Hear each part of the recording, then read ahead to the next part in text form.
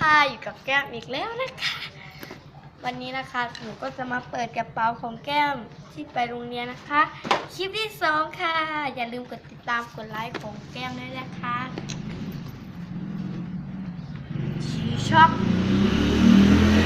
นี่คือสีช็อปนะคะสีช็อปของแก้ม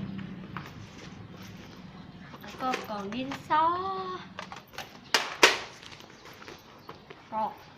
ถุงสีเบลิ่ม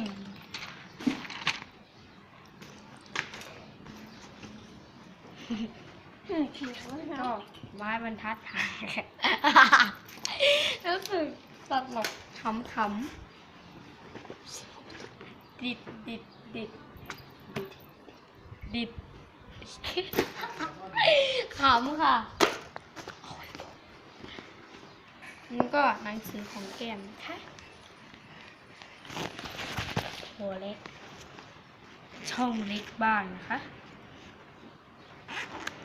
ช่องเล็กก็มีแค่นี้